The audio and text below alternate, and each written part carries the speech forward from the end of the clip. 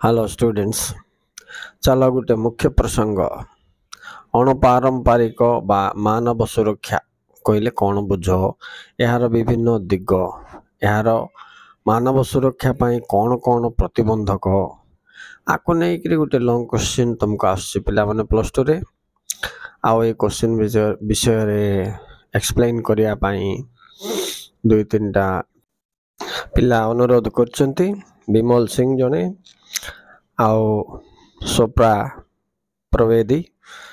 अच्छा पिला माने मु एक्सप्लेन करछि तुमको देखो ह्यूमन सिक्योरिटी बा मानव सुरक्षा सुरक्षा एक प्रसंग जहाँ पुरातन और नूतन यार दिग परिवर्तन होइछि पिला माने आगे खाली पारंपरिक सुरक्षा थिला एबे कोन अणपारंपरिक सुरक्षा पर भी मिलित जाति संघ गठन होला परे 1948 रु बहुत इंपोर्टेंस दोचंते।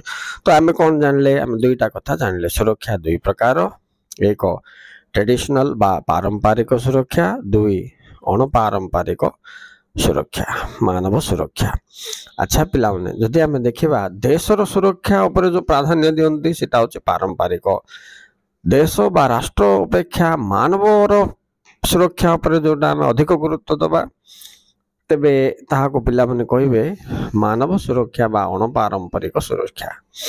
ठीक अछि मिलित जाति संघ गठन होला परे तमरो 50 रु 70 दशक भितरे ये मानव सुरक्षा विषयटा स्पीड अप हेछि पिला माने तमर जो यूनाइटेड नेशंस रे सामाजिक और अर्थनैतिक परिषद करा हला यार उद्देश्य मध्य सेम ए जिंस का जे मानव सुरक्षा को किभली प्रदान किभली प्रदान करिवा। ठीक अछि तो मानव सुरक्षा अर्थ मनुष्य मानक क्षुधा रोग व्याधि दारिद्र बेकार अशिक्षितता और अन्यान्य समस्या मुक्त रखिबा। ओके स्टूडेंट्स अच्छा आई तुम गोटे वर्ष मानव सुरक्षा विषय रे क्वेश्चंस तो लॉन्ग क्वेश्चन आसे पिला माने एठी तुम कौन करिवो कहले कौन बुझ मानव सुरक्षा बोल कौन लिखियो पिला माने ना मानव सुरक्षा लोक मानकर सामाजिक आर्थिक राजनैतिक सांस्कृतिक अधिकार सुरक्षा करिबा सहित सेमानंकर जीवन जीविका वृत्ति और मर्यादार अभिवृद्धि उपरे जोर देबा को दर्शाए बोले कि तुम लिखि पारिबो।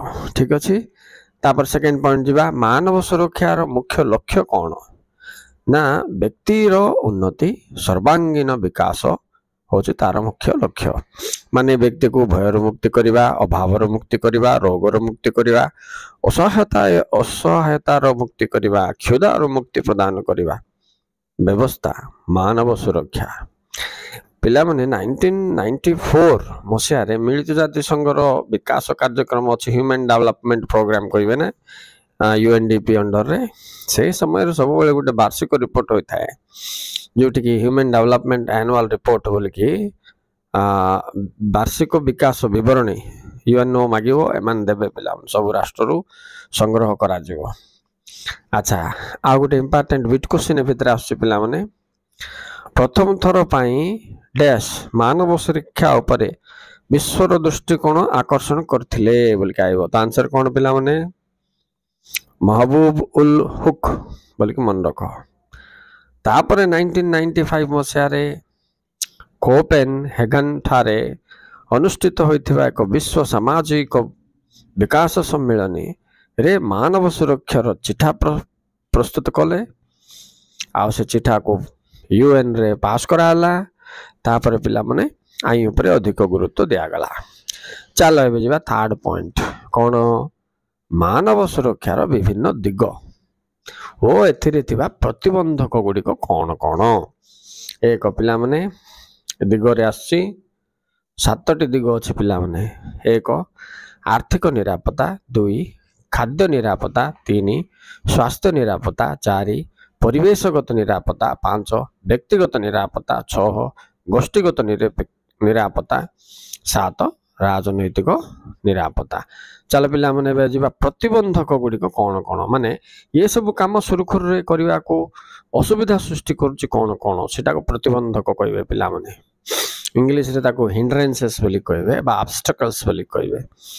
ସେଗୁଡ଼ାକ ଚାରି ଭାଗରେ ବିଭକ୍ତ କରାଯାଇଛି। ଦେଖ, ଏକ ବିଶ୍ୱ ଦାରିଦ୍ର୍ୟ ବା ଦାରିଦ୍ରତା, ଏଇଟା 3 ମାର୍କିଆ ଆସିବ ପିଲାମାନେ ଏ ଭିତରୁ। ଏ ଚାରିଟା ଯାକ ଦେଖ କ୍ୱେଶ୍ଚିନ୍। ବିଶ୍ୱ ଦାରିଦ୍ରତା, ବିଶ୍ୱ ଅସମାନତା, ବିଶ୍ୱ ସ୍ୱାସ୍ଥ୍ୟ ସମସ୍ୟା, ବିଶ୍ୱ ଶିକ୍ଷା ସମସ୍ୟା। ଇଏ ଚାରିଟା ହେଉଛି ଆର ବଡ଼ ପ୍ରତିବନ୍ଧକ ପିଲାମାନେ। ଏବେ ଆକୁ 3 ମାର୍କ ପଢ଼ିଲେ, ବିଶ୍ୱ ଦାରିଦ୍ର୍ୟ ପଢ଼ିଲେ ତୁମେ କେମିତି ଲେଖିବ ତାର ଗୋଟେ ପ୍ଲାନିଂ କର। ଏହା ଏକ ମୁଖ୍ୟ ମାନବ ସୁରକ୍ଷାର ପ୍ରତିବନ୍ଧକ। 2ରେ ଏହାର ଅର୍ଥ, ଦରିଦ୍ର ସୀମାରେଖା ବିଶ୍ୱ ସ୍ତରରେ କେମିତି ନିର୍ଣ୍ଣୟ କରାଯାଇଛି। ଯେଉଁ ପିଲାମାନେ ଯେଉଁ ଲୋକମାନେ ତାଙ୍କର ମୌଳିକ ଆବଶ୍ୟକତା ପୂରଣ କରିବାରେ ଅସମର୍ଥ ସେମାନଙ୍କୁ ଦାରିଦ୍ର୍ୟ କୁହାଯାଏ। ଆଉ ପୃଥିବୀରେ କେଉଁ ରାଷ୍ଟ୍ରରେ ଏହାର ପରିସ୍ଥିତି ଏମିତି ଅଛି, କେତେ ପରିମାଣ ଲୋକ ଦାରିଦ୍ର୍ୟ ସୀମାରେଖା ତଳେ ଅଛନ୍ତି। UN ଲେଭେଲ୍ ମାନେ ୟୁନାଇଟେଡ୍ ନେସନ୍ସ ଅର୍ଗାନାଇଜେସନର ପାରାମିଟର ଅନୁସାରେ ତୁମକୁ ଦେଖିବାକୁ ପଡ଼ିବ ପିଲାମାନେ। ଆଉ ଡାଟା ଟିକେ ଦେବ କେଉଁଠି କେତେ ଇଏ ଅଛନ୍ତି।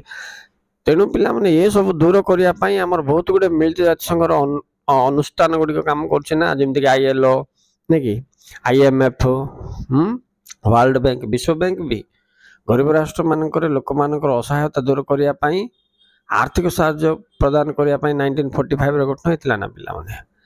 IMF ଇଣ୍ଟରନ୍ୟାସନାଲ ମନିଟାରୀ ଫଣ୍ଡ ବୋଲେ ଅନ୍ତର୍ଜାତୀୟ ମୁଦ୍ରା ପାଣ୍ଠି, ୱାର୍ଲଡ ହେଲ୍ଥ ଅର୍ଗାନାଇଜେସନ ବିଶ୍ୱ ବାଣିଜ୍ୟ ସଂଗଠନ ନାଇଁ କି, ଏମିତି କେତେ ଗୁଡ଼ିଏ ୟୁନିସେଫ୍ ଗୋଟେ ଅଛି ପିଲାମାନେ।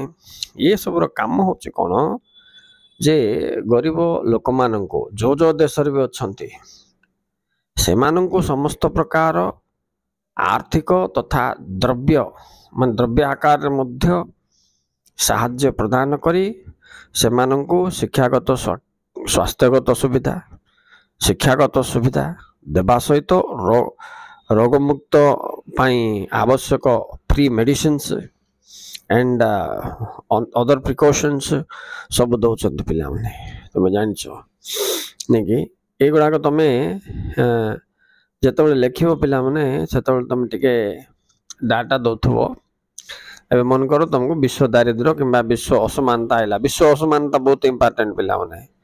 ବିଶ୍ୱ ଅସମାନତା ତୁମେ ଯେତେବେଳେ ଲେଖିବ ନା, ସେତେବେଳେ ତୁମେ ଫାଷ୍ଟ ଏଇଟା ଗୋଟେ ମାନବ ସୁରକ୍ଷାର ପ୍ରତିବନ୍ଧକ ଲେଖିବ, ତାପରେ ତାର ମିନିଂ ଲେଖିବ, ତାପରେ ଏ ଅସମାନତା କେଉଁ ଦୃଷ୍ଟିରୁ, ଆୟ ବ୍ୟୟ ତାରତମ୍ୟ ଦୃଷ୍ଟିରୁ, ତାପରେ ଏଠି କେତେ ଲୋକ ଧନୀ କେତେ ଲୋକ ଗରିବ, କେଉଁ ରାଷ୍ଟ୍ର ଧନୀ କେଉଁ ରାଷ୍ଟ୍ର ଗରିବ, ଡଲାରରେ କେମିତି ମପା ଯାଉଛି, ଏ ଚିନ୍ତାଧାରାକୁ ତୁମେ ପ୍ରେଜେଣ୍ଟ କରିବ ବିଶ୍ୱ ଅସମାନତାରେ ପିଲାମାନେ।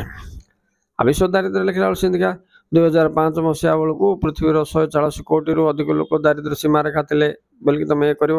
ତାର ପାରାମିଟର ବି ଅଛି ପିଲାମାନେ ନା କ'ଣ, ଦିନକୁ $2.50 ମାର୍କ ରଖାହେଇଛି। ଯାହାର ହେଉଥିବ ସେ ଗରିବ ନାହିଁ, ତା ତଳକୁ ଯେଉଁମାନେ ରହିଲେ ସେମାନେ ଦାରିଦ୍ର୍ୟ ସୀମାରେଖା ତଳେ ଅଛନ୍ତି ବୋଲିକି ଅନୁମାନ କରାଯାଇଛି। ଆଉ ସେଟାକୁ ହିଁ ପାରାମିଟର ହିସାବରେ ନିଆଯାଉଛି ପିଲାମାନେ। ବୁଝିପାରିଲ? ଆଚ୍ଛା, ତାପରେ ଆଉ କ'ଣ ରହିଲା? ତ ଆମେ ଏବେ ପଢ଼ିଲେ ମାନବ ସୁରକ୍ଷା, ଏହାର ଅର୍ଥ, ଏହାର ଦିଗ ନାଇଁକି, ତାପରେ ଏହାର ପ୍ରତିବନ୍ଧକ ଗୁଡ଼ିକ କ'ଣ କ'ଣ, ତାପରେ 3 ମାର୍କରେ ଟିକେ ଗାଇଡେନ୍ସ ଦେଲି ବିଶ୍ୱ ଦାରିଦ୍ରତା ଓ ବିଶ୍ୱ ଅସମାନତା। ମନେ ରଖତ ପିଲାମାନେ, ବିଶ୍ୱ ଅସମାନତା ବହୁତ ଇମ୍ପୋର୍ଟାଣ୍ଟ। ଯଦି ପଢ଼ିଲା ବେଳେ ତାର ମିନିଂ ଲେଖି କାରଣ ବି ଲେଖିବ ପିଲାମାନେ। ଠିକ୍ ଅଛି? Okay students, thank you very much for watching. Thank you very much.